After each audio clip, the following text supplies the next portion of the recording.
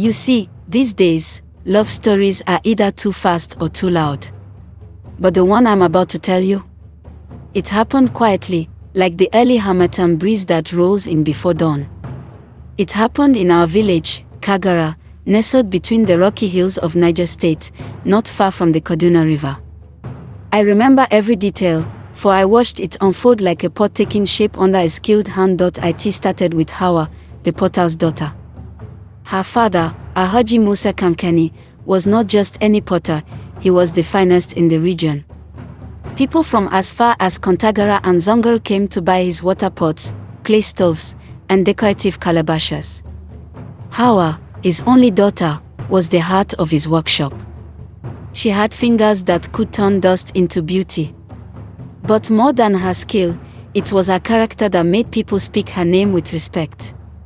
She was quiet, respectful, and modest, always in her faded wrappers and headscarf, never seeking attention. Then came the dry season when the senator's son arrived. Senator Mahmoud had a sprawling mansion in Mina, but he sent his son, Kabiru, to Kagara that year to experience the grassroots.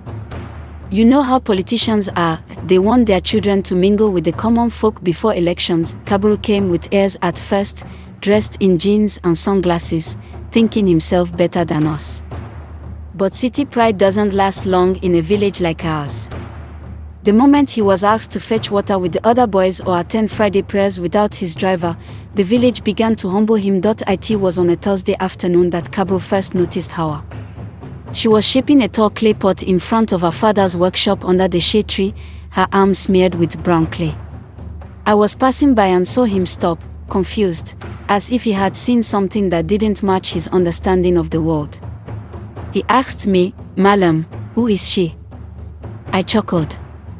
"That is Hauwa, Musa's daughter. Leave her alone, city boy." But love is stubborn. Over the next weeks, Kabiru started appearing more often near the workshop. He claimed he wanted to learn pottery.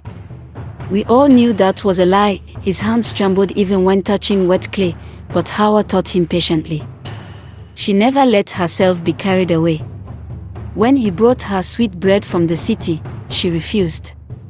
When he offered her a phone, she declined. "What I cannot buy with my own hands, I do not need," she said once. That line spread across the village like wildfire. Still, his eyes stayed on her, and over time, he changed.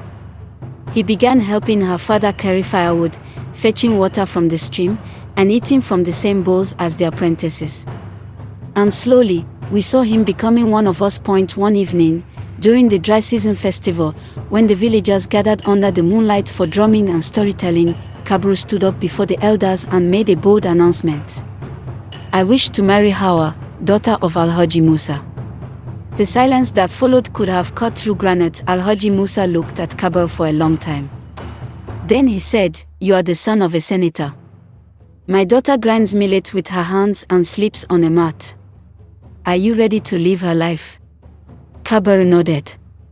"I am ready to follow her into the fire if that is where her path leads." Still, it was not so simple. The senator did not approve. He stormed into the village days later with his convoy, demanding Kabiru return home and forget that potter's girl.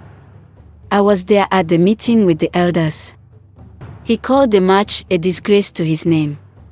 Hauwa, dignified as always, said nothing.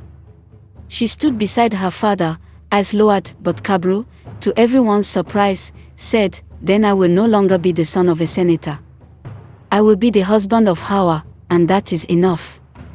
He renounced his claim to his father's wealth. The senator left in anger, cursing the village and promising to cut off support. We thought Kabiru would run back to the city.